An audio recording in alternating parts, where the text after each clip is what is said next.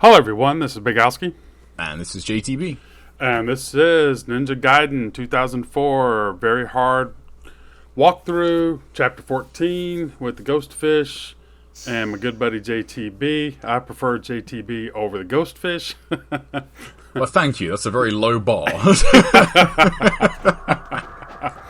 Well, so what I did here is I decided to, after the chapter 13 was over, I was going to save back there, and then I was going to try to get some points by going back into the tablet room and pulling out a tablet and fighting some beetles, thinking that you could do that. Well, you can't do that, so... Oh, yeah, you actually can't take the tablets out again, can you? Yeah, I'd forgotten all about it, and I'd already saved. Because normally you usually come down here and save, and then this is where you kind of start the chapter from, so... At least everybody knows now. Yeah, just thinking about it. Out. On a full run, at this point, you'd literally be redoing, like, the entire game, pretty much. You know, if you were going for, like, you know, respawning every single fight as many times as you can, you'd be doing the entire game, like, 9 times over at this point in the game. Yeah, that's something that I'm actually thinking about doing. After I finish this, I'm going to go back and I might just make one video of Chapter 15. Yeah. A 3-hour video of Chapter 15. I gotta admit, man, the more I think about it, the thing for me is just, it's the numbers. Like, I love the karma score being really high in these chapters. So, yeah, I've still got half a mind to do it. I might do it after I've done this Sigma run. It'd be kind of interesting. Well, on this right here, make sure you kind of roll jump to get close to the door, because if you don't do that, you could actually stop below the steps when this cutscene starts, and then that timer starts, so you could lose out at like a second and a half. I mean, just something that slight, you know, can add up on some of these time limits on some of these ghost fish. And it's you know, weird. Sorry, I was gonna say, you know, I like doing the XXX jump X, and that's, I keep forgetting you can't do the on landing Nimpo. Yep. Yeah, I was just gonna say, like, not being able to do on landing Nimpo is. I mean, it's just the changes in the on-landing frames, full stop. Really, they like you get some NGB habits that are just, you know, ingrained to do, like, you know, on-landing Nimpo, on-landing forward Y, you know, heavy weapons that you just can't do, and you realize like how powerful being able to do those techniques are in Black. Well, that was a great devil elixir over there. Now, these fish, they don't seem as aggressive as they are in Black. They seem a little slow to attack, but man, if they latch onto you, they do a lot more damage in my opinion. Oh yeah, they do. Yeah, like, that's I keep meaning to make a video of that, actually, just comparing the damage output of NGO4 to Black. Like Ghostfish, just, I mean, your health bar, is that the biggest it can be? It doesn't. No. Yeah, I was gonna say, it doesn't look like it. The biggest health bar in the game, the NGO4 Ghostfish do not give a shit about that. Like, they will rip through that thing in like 2 seconds. It's crazy. You know what's kind of interesting is you're so used to doing a UT and seeing that the 5,000 or 2,000 whatever connected, and you know, now it doesn't do that. I miss the rotating the camera. As soon as I kind of put myself in that position, it's like, oh crap, I can't rotate the camera to see where the crab's coming out. Yeah, but yeah, you can look at the combo counter there. Yeah, I do like having that. So, I've been playing a bit of Sigma recently, just looking at this chapter. The fish look really weird in Sigma. They look almost, you know how in this they look kind of hollow? In Sigma, they look like they have more, like, meat on them, which is weird, because they're ghost fish. Like, that doesn't really make any sense. Man, look at all the money they give you with the combo. Well, I got lucky that I didn't get bit in my on landing. Of course, I got it right there, but... I do love that essence system. I really wish they'd have kept that. God, look at that damage. Oh, God, that hurts. Yeah. Well, normally I would go down to low health, but since I am showing where I get, and that's a wonderful... See, again, I think that's where it goes to where I was facing, where Ryu was to, you know, my left was his right or something like that. That's the reason I totally whiffed. I mean, maybe. Yeah, so, I get what you mean. Yeah, it's like it's where you are relating to where you were looking, and then when you change the camera angle, you get the move depending on where you just were, not where you're looking now. It is hard to explain, but when it happens to you, like, that will probably, what we just said will probably make sense. Well, this next time limit, I found it, I don't want to say impossible, but I could never make it. I didn't put as much time in as I could, but watch, you'll see that the timer starts before you even get around the corner. So you would lose like 3 seconds. You should probably light your fire wheels now. I do think there's a certain, I do think this time limit, I think we mentioned it in the HP1 run that we commentated as well, but it really does depend on how these fish spawn, because if they, where you are now, sometimes you'll get loads spawn in this area, which is great, because then you can kill them straight away. But it looks like what's happening here is, you're getting like your 2 and 4 split, you're getting 2 up the top here, but you're getting the other 4 all the way down here, and they have to come towards you, and that's what's costing you the time bonus. So if you look how far back that one was, for example, he had to come all the way from the back before you could kill them, and you need to kill all 6, you know, to get the next wave of fish to spawn. So if you get lucky with spawns, you know, I suppose it's alright, but it depends on how many times you want to kind of grind that out to try it. Well, and since the save statue is, you know, far away, that, you know, they don't have that one like they have in Ninja Gaiden Black, or Sigma, I guess, too. Yes, and plus, Sigma too. I have to pick up my scarabs too. So on that other cutscene, I actually picked up my scarab. Yeah. But see, now this time limit was like 8 seconds, 8 or 9 seconds more. But again, look how they don't want to come towards you. No, they're not, are they? They're not as kind of alert as they are in Black. And also, this is a much smaller environment when you think about it. Like, you've got 4, and I think you only get 4 at a time here, don't you? Was it 4? I think you only get. I'm pretty sure it's only 4, yeah. Like, you only get 4 here at one time for some reason, which is great in Black, because it makes getting tons of UTs out of them really easy. But you don't get the UT bonus in this game, so realistically, you want 6 at a time so you can kill them faster. But see, if you just sat there and kept going, you know, XX, jump X to fight them, and they don't come towards you, and then you don't light your fire wheels and try to jump towards them, you know, the fish, then they're going to latch onto you, and then you're in trouble. So that's the reason I use a lot of Nimpo. Plus, you're going to get that back with the fortune on, and you know they drop that a lot. But I think here I fight this like 3 times. But going back to the fight before this one, and that hallway, you know, if I ran down the hall, because I kept running back up to the intersection or corner of where the one hall and the other one met, they get stuck behind that wall, and then they don't come out at all. So it's really like JTV said, you know, it's all about the pattern, and look at that with the fire wheels.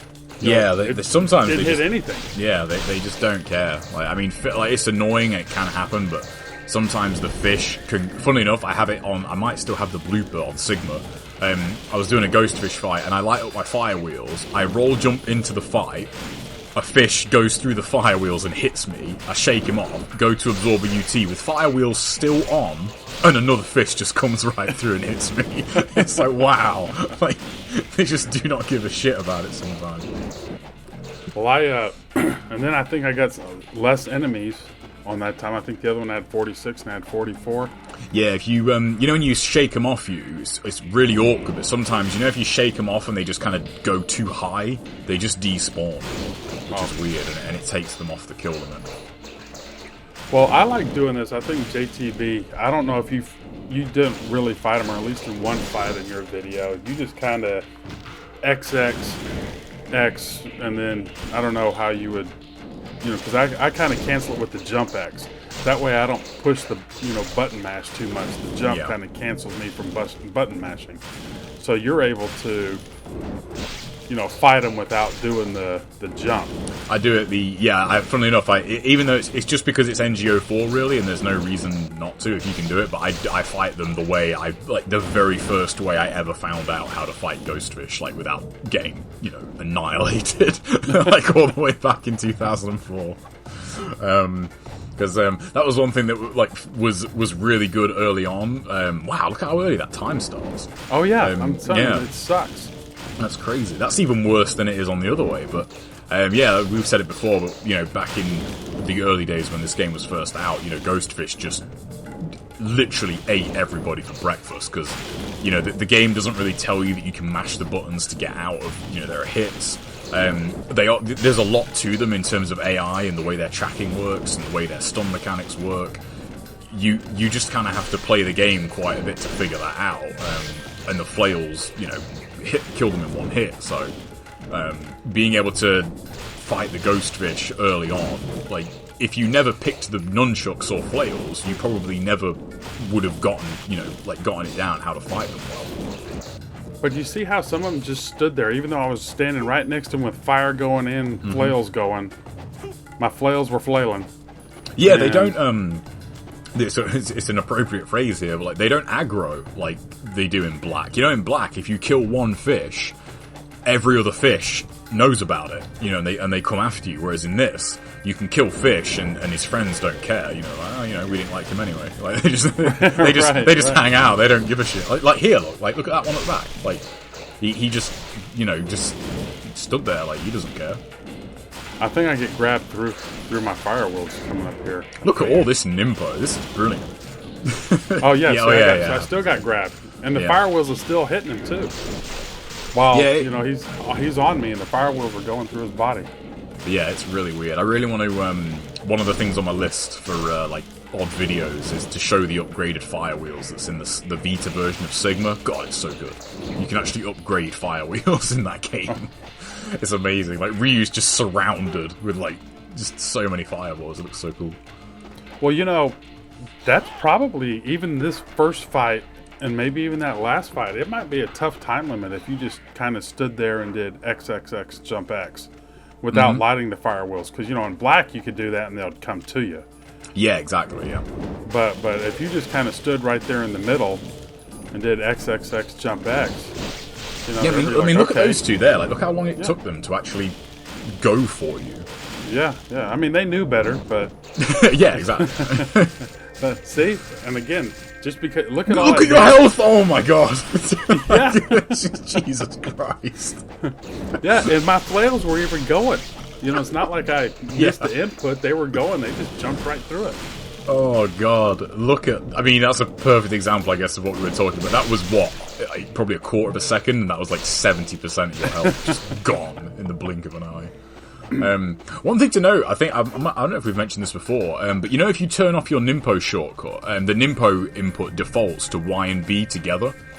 Now, I have my Katetsu on right now to drain some of my health. I didn't show me going down, but that's what I'm doing right now. I didn't fight any of the ghost fish because I just let them bite me because I didn't want to, get any points without showing. I'm showing all the points. But that doesn't take long in this game. But yeah, just the Nimpo shortcut. If you leave it on as Y and B when you're mashing the face buttons, like you can actually just Nimpo out of ghost fish. But on a Karma run, like that's you're not going to want to do that in Black.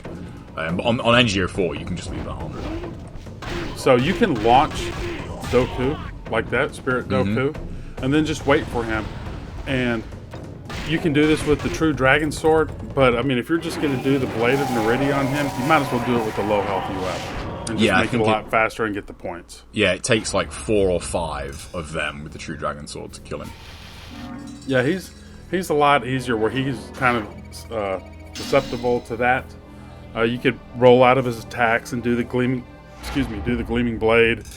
But like I said in the other chapters, we've tried to show different ways with other weapons to fight these bosses. But at this point in the videos that we make, it's going to be the low health UF, and we hope that everybody takes the time to learn how to use that.